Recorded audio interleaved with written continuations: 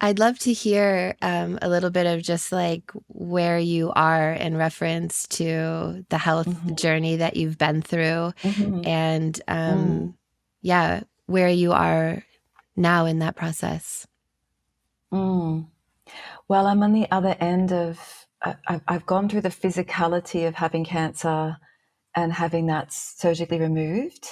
So the physical side of things, I've kind of passed through mostly. I'm still in recovery, but I'm still very much journeying in the dissolution of what it brought. So it was really, um, yeah, a deep stripping away of everything in my life. So in a way, I'm still rebuilding. I'm still in a form of like I'm still gestating actually from it. But health wise, I'm at this stage clear. They removed it all, and I'm kind of just in the recovery of post surgery. But the bigger journey was more of a metaphysical, a spiritual journey, emotional journey that I'm still in a little bit. Yeah, it was quite a strong, yeah, it was a very strong point of crisis that I experienced, and meeting a threshold of life death was so powerful, and so many levels as well. So I'm still in that, which is why there was hesitation to even have an interview because um, yeah, I don't know anything. I'm still in a deep unknown place, and from that place, I'm coming back into teaching very slowly, but I'm still very cautious around trying to build form around Mm, this. mm. You know? Yeah, Yeah, yeah, I yeah. completely understand. I think there's a I don't know if this is true for you, but I imagine for me or for others, there's some kind of a like, oh, the deeper I go into my own spiritual growth and journey, the less health issues I'll have. Like Hmm. and then for a health issue to arise for someone who's so deeply doing the work themselves is like, it's almost like, what the fuck, God or life? Yeah. Like, I thought I was doing the work and why me? And now in some kind Yeah. of yeah, existential questions like this, did that surface for you? Oh, 100. Yeah, totally, totally. It was almost, but that's the beauty of it, isn't it? Because I wasn't saying I was at my peak, but I was certainly peaking, in my life in relation to everything, like my relationship and my work life and it was like there was something that was like, I've got it, and and this just pulled the rug from all of it. And there was definitely a process of feeling almost shame of, wow, I teach about the soul and I teach about connection to the deep self. And yet here I am with this sign of my body that something's really unwell, and I tried not to internalize that shame, but it was there. And then there was that sense of fraudulence, that how the very thing you're suggesting, like, how could I, why me? How could I don't smoke, I don't drink, I like my lifestyle's healthy. I feel conscious as a human. Yeah, there was definitely like a why, but now I'm feeling like I'm in gratitude because it was a full, like, it's been a full reset, and it stripped away an old form that needed to go, and so I'm in the gratitude of it. But it was shocking, and also, to it took a while for me to want to even share it publicly because, yeah, there was a shame attached to that, and also a lot of stigma. So when I was told the words "you have cancer," all I could feel in that moment was a collective fear. Do you know, like the collective fear of that word? So I wanted to hold that a cocoon. I didn't tell many because I didn't want that overlaying. I wanted to go to the deep medicine of this journey that wasn't about fear, So there was quite a like preserving of it that I'm now, as I've come through, I'm open to popping that bubble. But that was another factor of feeling collective fear around what that means. Yeah.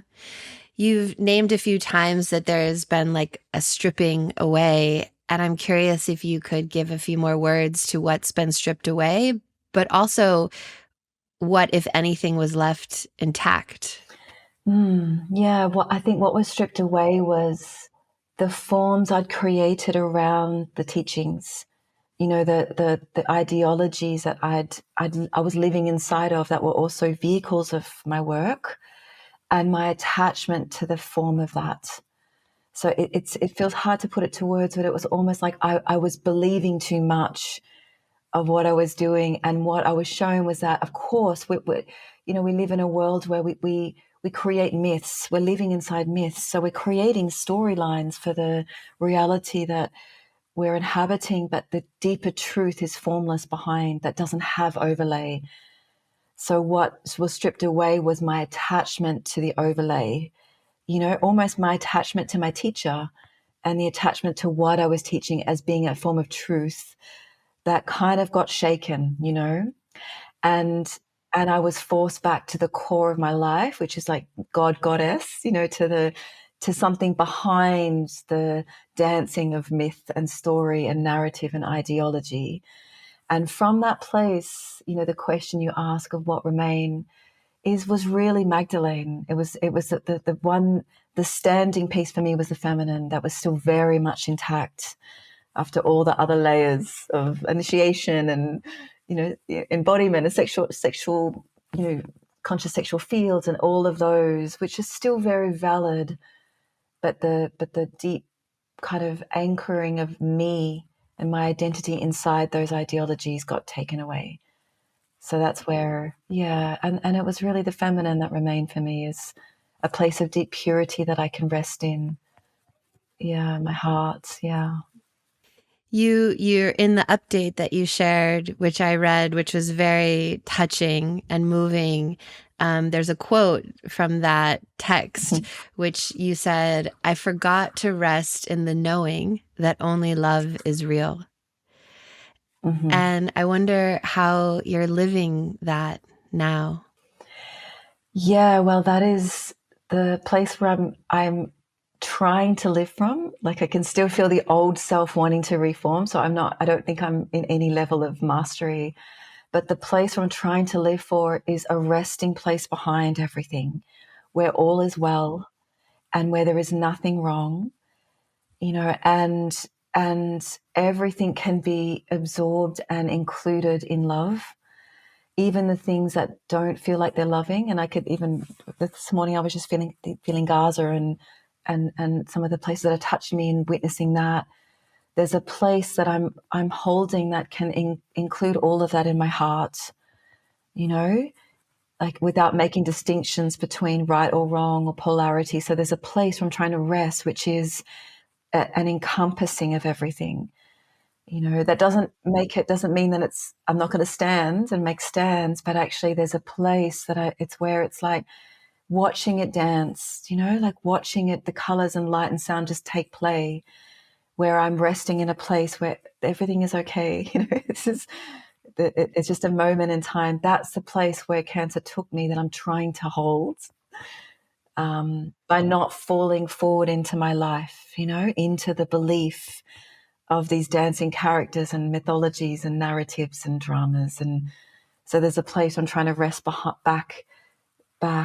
Yeah, that's where cancer is still taking me, because my body's still forcing me there. So yeah, if that makes sense. Yeah, totally. It's beautiful, and it also lands in me as such a gift to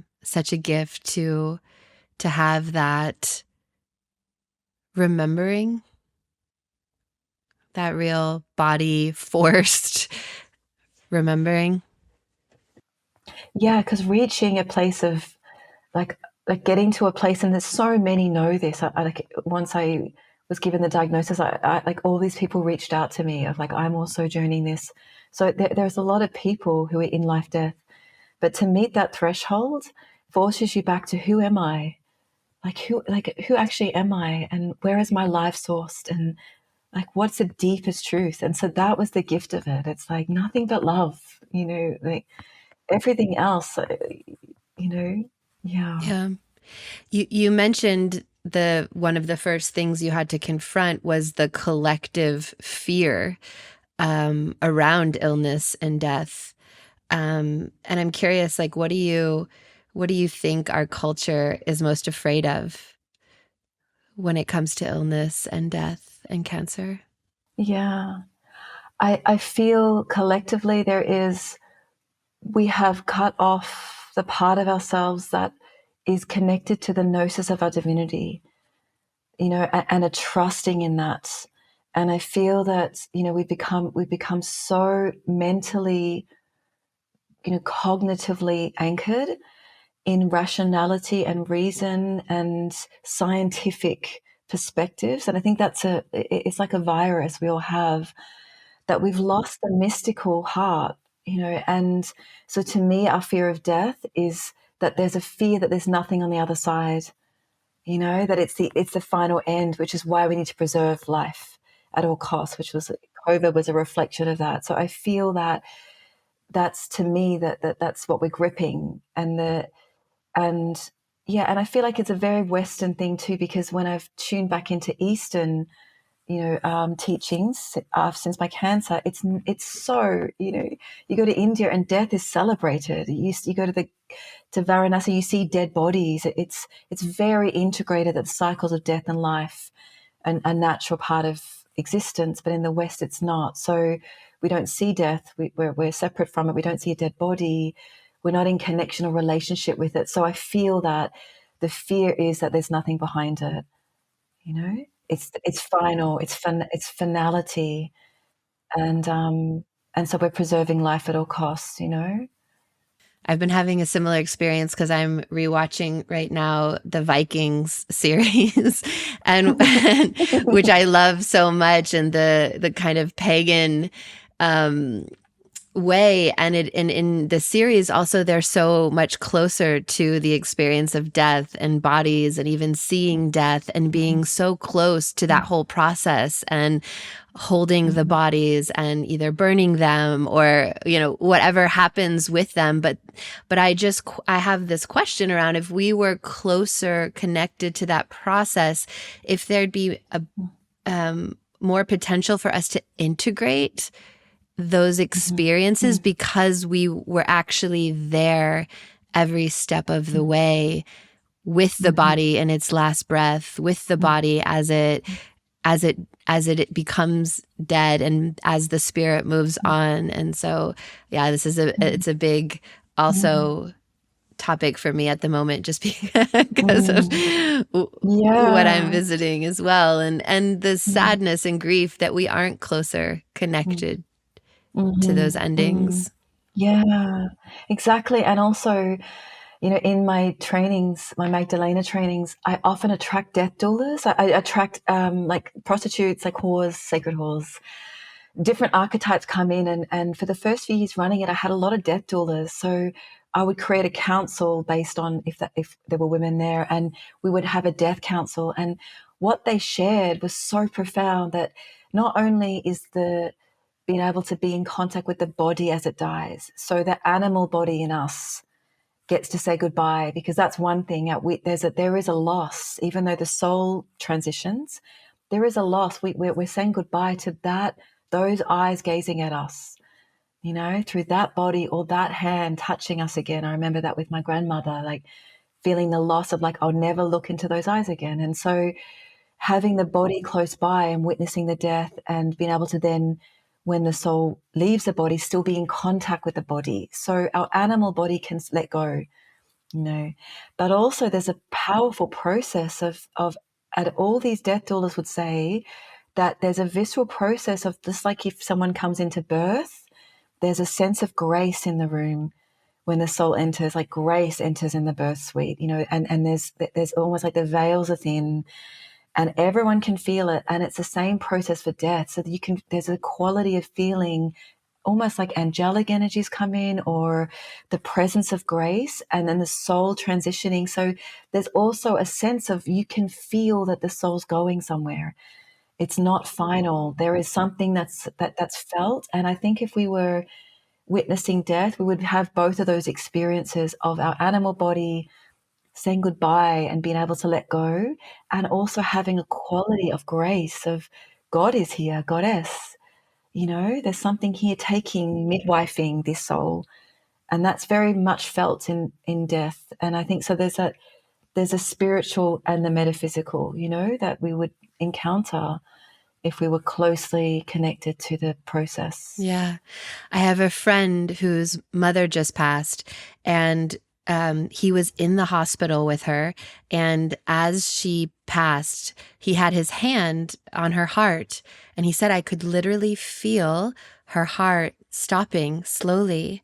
And oh, it's bringing me to tears. But in the time now after, his friends have been asking him, like, why aren't you more upset or mourning, or like you're not going through grief? And he's like, I think it's because I was right there. Like, as she passed, I was touching her. I watched it. I saw her take her last breath. And there was a way that my animal just got to fully integrate and be with her in that. And I think it speaks to exactly what you're naming. Yeah. And I think there's an insurgence of more and more home deaths coming. I don't like that. I know I'm following a lot of midwives and I've interviewed one recently, who are supporting home funerals and home deaths, and having the body being able to be held in the home, and not in the medical system. You know, it was medicalized due to disease. So I feel like that there's a resurgence of that returning. I feel that's coming, but I would love that. I would love to have my mother or my father's body, and to be at home and die at home with them, and support that. And I feel like that's coming more and more. Wow, beautiful. We don't really talk about the future of death so often, and it's such a beautiful it's giving me a lot of hope to hear you right now and imagine there's a new way that we can do death together. I want to open up now, Magdalena and the feminine mysteries you've mentioned, and this is Yeah. a big body of work that you've been midwifing. And for the Yeah. people who aren't familiar, I'd love for you to share a little bit about what is Magdalena. Yeah, thank you. Well, firstly, I want to say that I feel like this is just my experience. Like, I don't want to be any expert in this, because I feel that, yeah, the codes of Magdalena and the energies that are becoming much more collectively known, and and touched in with, is really about an individual connection and relationship to the goddess. So yeah, I don't want to, in no ways am I an expert, and I'll only speak just from my experience. But yeah, to me, Magdalena is on its highest note, it's an archetype. She's a master.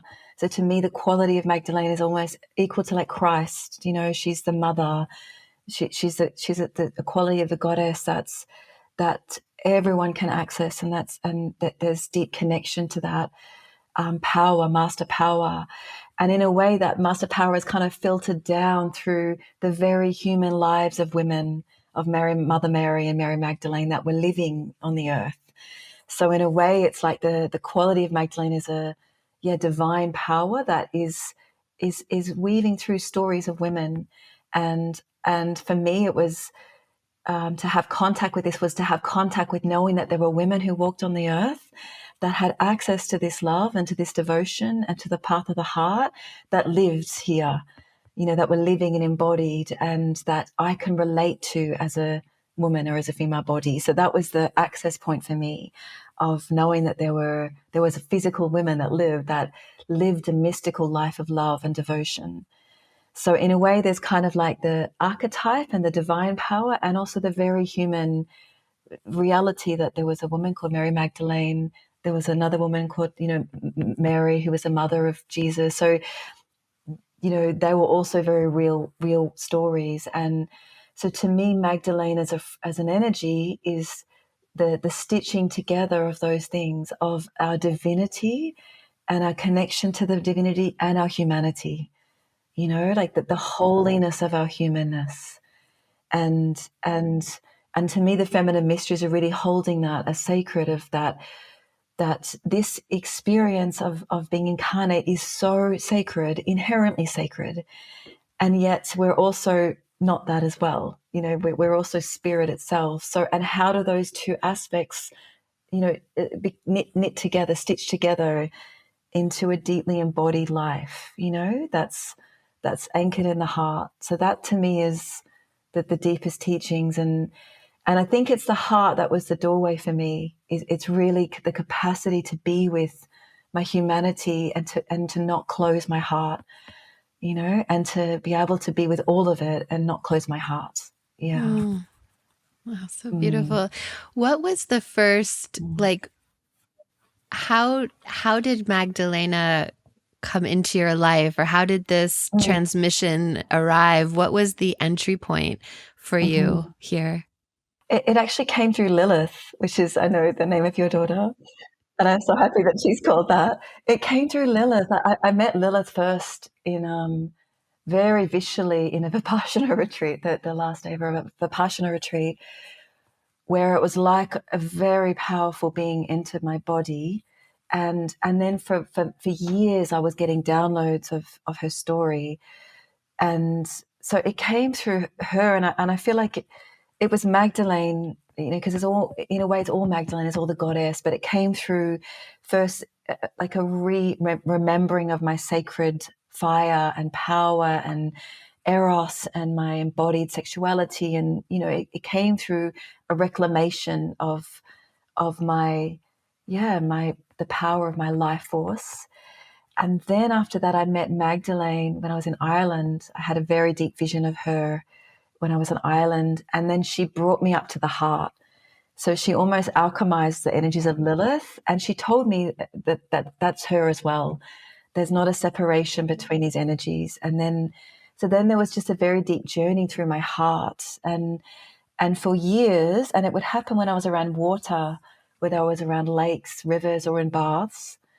Um, it was almost like going through a process of feeling everything again. Like I felt going through my whole life and feeling all the moments where I'd shut my heart down. I've going back to my traumas, going back to moments.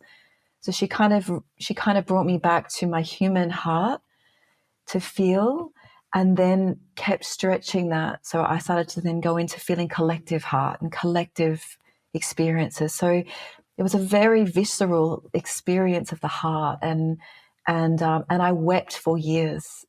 Like for years, it was almost like water pouring out of me, you know.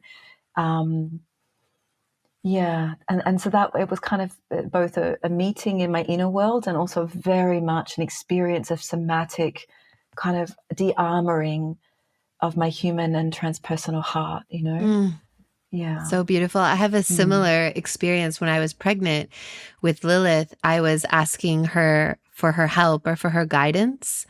And what she said to me in that moment was, um, like, put me in or connect to the water, and then the message will be sent, was kind of the communication. So I would take showers when I was pregnant, and I would put my belly under the shower, under the water, and would, yeah, then just ask these questions or ask for this guidance. And she kept reconnecting me back to the water to receive or send the messages that needed to happen. So this is a Mm. beautiful Mm. That's so memory beautiful. that you're bringing me back to. Wow. Yeah.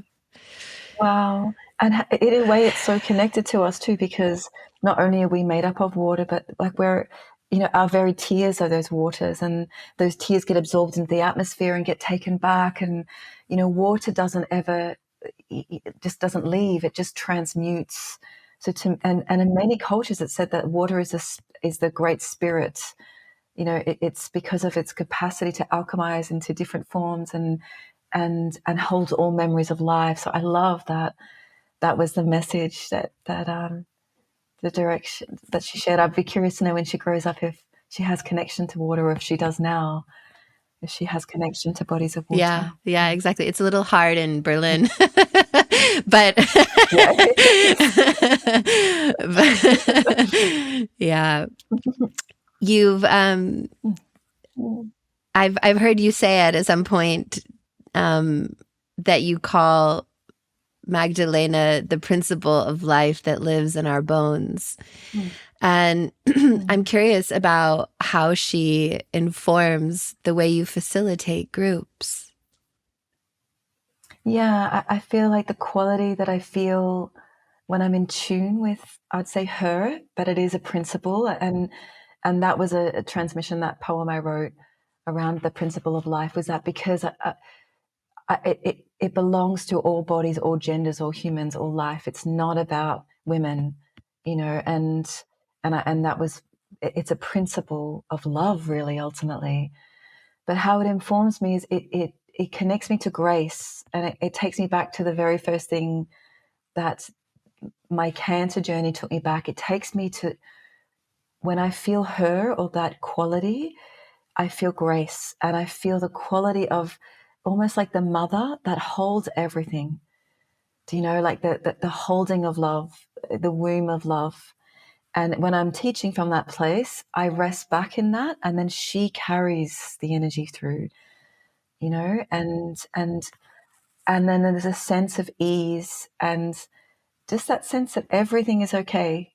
Everything is perfect in this moment as it is. Yes, someone's having an eruption, or someone's unhappy there, or there's stuff moving, but there's some grace that's holding it all in the ocean of all as well. So that's how I feel it. It's like that the life itself is a reflection of some purity and perfection, that doesn't need fixing or changing. It's just something that can be rested into, and it's a reflection of the humanness, which is so messy, and it's, and so that's where I feel her. It's in, like, all of that is welcome, all of that is well. Yeah, yeah, yeah. And you're also a mother to a beautiful also girl who's maybe not so little anymore. Maybe she's a little bit older now. And I'm curious, like, where your motherhood journey overlays onto all of this. Yeah, she's 19 now, but very much an eternal child. Wow. I mean, in a way, she's been a living teaching of this, you know, a living teaching of holding this principle of all is well, and being able to hold enough spaciousness for her journey to be as it is, without too much interfering, to see the perfection of it, and to hold a field of love around even some of the most challenging moments, because we've just had a diagnosis of autism, so she's just been diagnosed. So in a way, the journey of Magdalena has helped me hold that field for her, of yeah, I've parented her in a way of being in the perfection of where she is, even if that's very different from other kids, even if that's very different from the world around her, even if it's allowed me to hold that space. And in that, she's taught me that, having a child with autism, that I resisted getting diagnosed, even though I knew there was something different, is because I didn't want her overlaid with anything but who she is and how she is in her life. There's a gift, and that wherever she's holding, we can come to her, which doesn't have to come to us. Like, she's carrying something for all of us. So yeah, in a way, she's shown me that in her presence, of I haven't been able to condition her. She's been unconditionable. So that's been a beautiful teaching of the perfection of, humanity. And yeah, it's been a gift she's brought me, actually. Wow. Wow, children are the absolute greatest and most challenging teachers. It's amazing Hmm. how they Yeah. inform our journey or continue it or land it. Or, my daughter's doing the same right now. She's like landing all of the teachings that I've both received and the ones that I tried to transmit. She really brings it to the next level. Hmm. And also that, to experience this sense of my heart being on the outside. Like, my heart is on two legs running around. That's my heart. There's a place I've never known, a place before ever, so deeply, where there's no separation between my heart and her. And to have this experience of growing, and mothers would know this, of actually, like having, this life inside of us and being the first humans to feel their heartbeat, like that moment of feeling life. And like we're there for every moment of their incarnation, including the forming of it. And then we birth them, and we're like birthing ourselves and our hearts. And so the agony of actually seeing our hearts on the outside and not being able to protect them, not being able to like make it all perfect, is so painful and so beautiful, isn't it? It's like, and it's agony too. It's like, yeah. And it's the most incredible love that, and for my daughter now, she's like, meh, I ring her and I'm still like, I'm so in love with her. It's like, and to her, it's like, you've done your job, leave me, and I'm left with this gaping heart that's still like, you're still the child in me. You're still the 3-month-old and the 3-year-old and the 10-year-old, like every moment we witness in them. It's like, it's so precious, So that does something to the heart, doesn't it? It's like it tears you open in a way that nothing else can prepare you for. Totally. I was just writing about this because my daughter goes to Kita, which is like preschool, and they are taking, they have forest days, and they go on like a field trip to the forest. And I was at her school watching her, and I'm like, oh my God, like these other people are taking her out into the world. It was one thing when she was just in her classroom, but now her teachers and all the other kids are going to the forest. And I'm like, oh, this is so scary. What if something happens? And what if she's not okay and I can't protect her? What if there's a car and will the teachers protect her? And I was just crying, like, and she's like, bye, Mom. And I'm like, are you sure you're ready for this? I don't know if I'm ready for this. It's like another level of vulnerability to have that little heart walking around. And like you said, not be able to protect it or be there for her, and the unknown of what might happen or could happen. It's insanely vulnerable. It is. And in a way, it's like, it's the first time I ever experienced a life outside mine mattering more than me. Like there's the real sense that her life matters more. To some place, it's not even a conscious thing. It's like there is a place I would die for her. I would actually choose and I've never, you don't know that until it's something that's living. So it's like I have so much more compassion for my mother. There's been the times when I've said to my mom, please let me go, please. Like, I don't need a mother. I'm 48, I don't need a mother. I understand, I understand that you can't turn her off. The heart doesn't just complete. Yeah.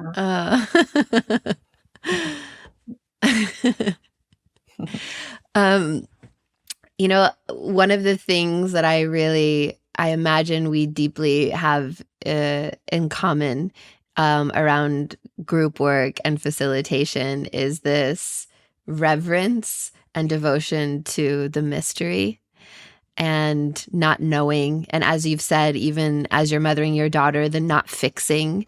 And I'm just curious to have you share a little bit more about how you hold space from that place of mystery and not knowing. Well, it's uncomfortable. Yeah. It's really not comfortable. But in a way, for me, I've been fortunate and unfortunate enough to have a brain that doesn't hold knowledge. Like at school, I remember being so envious of all the people around me that could read a text and then just recite it, and I can't. Like, so knowledge to me is such a felt sense and such a visceral, almost somatic experience that I can't recite things. So it has to be embodied, and in that way, so that I have no choice, but to be able to just open and then to see what happens. To my personality, it's horrendous because, we've got these personalities that are up front that have no idea what I'm going to say. like I can draw pieces of wisdom that I might remember, but mostly no. I don't even know what's coming forward. And I have to then stand in that nakedness of projection and judgment, because it may come out like, wrong, or it could be messy. So it's an uncomfortable place for the body mind, for the human self. But in a way, it's like when I can just trust that something will arise, and even if it doesn't, we'll just stay in silence then. Like that, we'll just be silent, to be comfortable in the silence of not knowing. So it's a very humbling place, and for me, it's taught me to be okay with the unknowable, to really not know, and to and that might mean that nothing comes, and it also puts pressure on the self, the body mind, that is also aware that people are paying money. There's a lot of paradigms around consumerism and getting value for money, and that also can weigh there. But I have to just push that aside and trust again that it's not even about that. It's not. I'm not delivering something that's got value. Yes, there's an exchange through that, but yeah, that there has to be a trust. And to be honest, at times I've come away from retreats feeling terrible, feeling like, oh my God, what did I say? And like, was that okay? And did people, did it have value and worth? And over the years, I've come to a place where I just have to let that go now. And if people don't like it, they don't like it. And yeah, I just have to trust that something else is there. And every time, honestly, I have to meet that threshold of reinforming myself of that trust. It's not just there automatically. I have to go back and go, let go, relax, open the channel, see what's there. Don't focus on it too much. Don't think about what I'm saying. Don't reanalyze it later. Like, just let go, Yeah, that's to me teaching from the mystery. Yeah. This is so interesting because you're really naming my experience as well. I also have this same thing where I don't remember knowledge. I can't recite it. And I have so much shame and insecurity around that. And what's interesting is there's a woman who is in one of my spaces, and she said, I love the way you hold space because when you facilitate, you're empty. And she said, and the only other woman whose space I've been in who I've had that same experience with is Winter. So it's Oh my so goodness. interesting Wow. I'm so curious what Yeah. we share that makes it like that, but someone has tracked that, and there was an That's so appreciation beautiful. actually, which I think is amazing, for the emptiness, for being able to sit in that and not have things attached or overlaying, but to just be this empty vase or open vessel that's just here fully in the presence. And in that emptiness, I feel that actually what's being said comes from the space. So actually it's almost like and I'll say this could sound a bit woo-woo, but the souls in the space, it's like they're speaking as well. So I see it as like there's a co-creation that's happening in the subtle worlds, the subtle realms, where what I'm saying or what's coming through me is actually, it's for someone from them, and that's not taking any credit for that, but I feel like there's an alchemy that happens. And although I'm the one up front in the personality that's there saying it, I am well aware that it's not me, and the room is saying it, and sometimes the land's saying it. Sometimes there's non-human devas outside saying it. There's other energies that come through, and so in that way I recognize that it's deeply co-creative. And I think the hardest part is that people project it's us and it's not, and so the golden projections of like, oh my gosh, you're I'm whatever, this and that, and also the difficult projections that the judgments are equally challenging because it's not. And I can't take any credit for any of it. It's not me. And my human doesn't have any idea what I'm doing. I love that. And I love continuing to land that this is a co-creation. This is us. We can only do this together. It's not me. It's the circle. It's what's coming through the empty center when we're together. So I want to continue on this thread because you also challenge the idea that embodiment is the path. And I'm curious how your view of the body has changed through the passage that you've been through. Well, reaching a threshold of, you know, will I live or will I die? I did reach that threshold when I had cancer of not knowing if it had spread through the body. So there were some moments of not knowing, and in that portal, it took me back to what I shared earlier, which is like, so who am I? If this body goes, who am I? Like who is the I that still continues to incarnate somehow?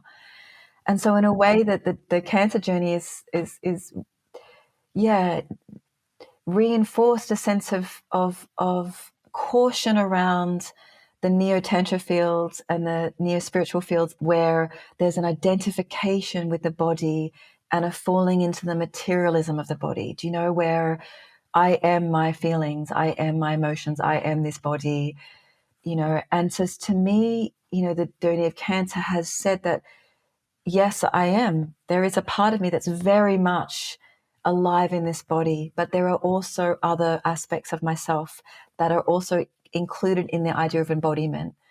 So to me, embodiment is around, yes, being present in this physical form, this vehicle, but also being very present also with my consciousness, being present with what my heart's moving, being present with my, energetic body, the field around me.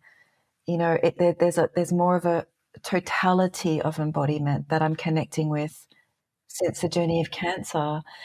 And so I feel like there's a lot of there's a lot of the mystics would talk about this, and it was always a warning on the box of going down into doing work with our lower centers. A lot of spiritual traditions would be like warned against it, because we can fall into the materialism of feeling that's who we are, that we are this body.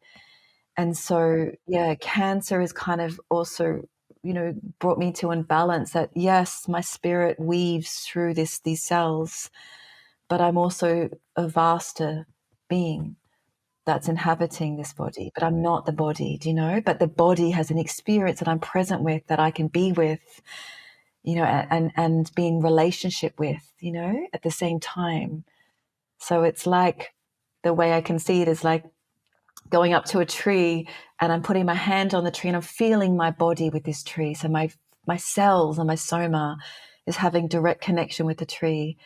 But at the same time, my heart's also feeling the being, and my consciousness is aware that the tree is also connected to my mycelium under, feels the totality of the tree's being, and my etheric field is connecting to the field of the tree. So it's almost like, to me, that's embodiment. It's the relationship of all of those things. And that's what the journey of cancer kind of solidified for me. Wow. Yeah, it totally makes sense. I mean, it's a paradigm shift in how we see embodiment as well, which I'm really appreciating. It makes it much bigger and much more holistic and multidimensional and spiritual, instead of just being about matter. Yes, exactly. Yeah. And it's the interconnectedness of all life. So it's like, how can we be these humans having this human experience of feelings and emotions, while also being aware of the interconnectedness of the seen and unseen worlds and on this earth? And so how do we stay embodied in all of it? That's how I see that sense of embodiment. And I feel like we had to go down and reconnect with matter. Like, I do think that, the resurgence of those shamanic traditions, which were very much connected to matter, there's a reason. I think that the last 2,000 years lifted us away. But to believe that that's then falling into the materialism of that, or that's the totality of it, to me is a misdemeanor. And that's what cancer pulled me up a bit of, you know? Yeah, it lifted me from that a little bit. Yeah. Wow, I'm just still sitting with the gratitude and appreciation of what a gift. Like, what an incredible next level teacher. Mm, I want to talk a little mm, bit too, perhaps now, about grief and eros. because you've walked with Mm. both, I think, as twin Mm. initiators. And I'm curious Mhm. how grief and Eros dance together in your work. Yeah, well, in a way, the way I see Eros is, that kind of interconnective life force that is a cohesive element. It creates cohesion of relationship, whether it's relationship between people or relationship between ourselves and the earth or ourselves and cosmos. Like Eros is this kind of connecting energy of creation, really. Um, and I love this quote. It's my favorite quote that I do remember by Martin Shaw. He says that without Eros and risk, there's no culture worth making. So he kind of focuses on the power of Eros in creating culture and connection and intimacy with life. So in a way, to me, the link between that and grief is that, grief is, to me, is a teacher that tells me what matters to my heart. Like grief is really what matters. And it's not just about loss, but it's around what touches me, and the experience of really deeply feeling I would say what the Buddhists say, the first noble truth of the suffering of humanity, and when I enter that portal and allow myself, my heart to open to feel that I'm in relationship with everything. Do you know? I'm in the erotic life force that connects me to the union of life. And yeah, I feel so. It just feels so. The way to put it into concrete terms is so difficult because it's something, again, such a feeling for me. But I feel that the deep power of when we open our hearts to that level of feeling suffering, feeling the loss, feeling our attachments, feeling the suffering of humanity, then we're in deep connection with love itself through Eros, through an erotic union, with life. Yeah, and it can be very ecstatic, very ecstatic. Like sometimes when I don't know if you've ever had this experience, but when I allow the layers of my heart to just keep opening and feeling to the point where I'm feeling everything that's happening and focusing on even current wars, or allow myself to feel the experience of those people, for example, in Gaza, as if that was me.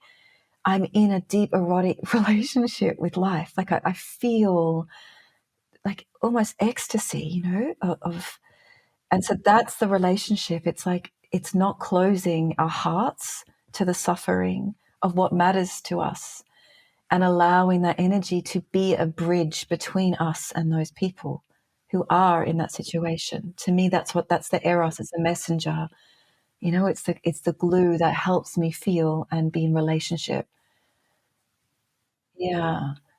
And to me, grief is such a portal. Like it's almost like I would say it used to be a daily practice for me to just open to what matters and to allow it, to give it expression.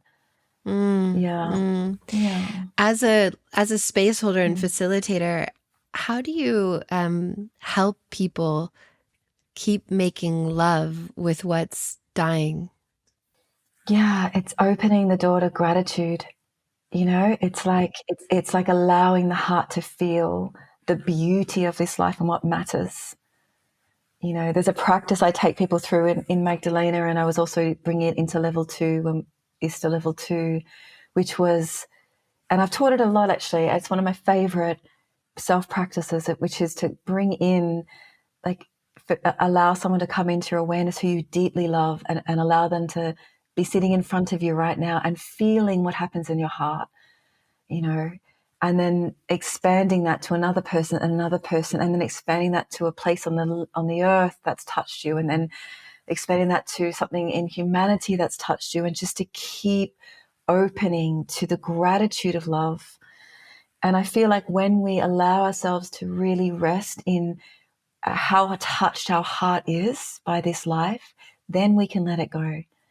But we can't let it go if we don't feel the gratitude for it. It's like waiting for someone to die and at their funeral going, I love them. so much to live that now, to live it now. And that is so brave, because it means we have to have a broken open heart. I have to feel how much my daughter matters to me. Every day I look at her, I have to be in the livingness of that. Or I have to look at the sun and be like, this golden ball of light touches me so deeply. And to feel that, the gratitude of that allows us to let it go. And if we're not in a state of constant the expression of that love, then it's very hard. We grip, we attach, we create attachments. So that's kind of what I would say is how I would take people into death, is to be in the deepest connection with life through the heart. So beautiful. So Yeah. beautiful. I know you're very much in like a not disillusion, but dissolving place in your journey. But I'm also curious, as you're simultaneously re-emerging, what do you find that you're in devotion to right now?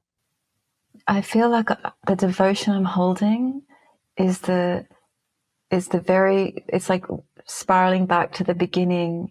It's to the singularity of life behind everything that can take many garments. They can be in many traditions and many teachings and many layers dancing upon this quality of life that's so precious. So it's like that's where the dissolution has come for me, because I was believing the garments I dressed the mystery in. I was believing that almost the garments were, I was embedded in that. And as I've had to strip that away to the point where I'm now in deep devotion to so many lineages again. I'm not just in the neo tantra world anymore. I'm looking in Sufism and the Saint Mat path. There's so many paths that have opened up that have broadened this sense of like, actually, I'm devoted to God, Goddess at its essence, to the principle of life itself, the creative life, and it dances in many forms. And I can no longer say that one form is greater than another, or I can no longer say that this is the only truth or this is truth. That's the place where I'm in devotion to the formlessness behind all truth. Yeah. And that's why it's been hard teaching, because I don't want to say anything anymore and have that as any truth. It's just a garment. It's just clothing. I'm just draping something on top of something. I'm creating a form around a formless quality that really, I can't even begin to put form on. So that's what I'm in devotion to. It's taken me back to the core of my own existence, and from that, I'm humbly hesitating to say I know anything with certainty. Yeah. Wow. Oh, Winter, I'm so touched by you and so happy that you agreed to be here with me. And it feels like such a Mm, gift mm, to peek in and mm, drink from what you've been swimming mm, in. And as we get ready to mm, close now, if there's um, mm, most of the people who listen to this podcast are facilitators in their own way. And if there was mhm, anything as a final mm, offering that you could leave them with, or mm, share, or inspire, or a truth, mhm, I'm wondering if you have a final mhm. nugget to close with. Yeah, I think the only thing that comes to mind is something I shared with a friend who was wanting to come and bring her gifts to the world. And that is what keeps me teaching is my love of humanity, like so, and my longing to serve. And so it's the offering would be, let that longing to serve overpower any self doubts or any sense of like you need to be ready. Like let that force of love take you forward. You know, yeah, that's what I mean. I am terrified getting up in front of a group. Like it's not easy for me. I'd rather hide behind my hair. but there's a force of love that wants to come forward that is great, that I've allowed it to be greater and to take up more space than the terrors of my own human. So yeah, that trust, that love of service is what I would say.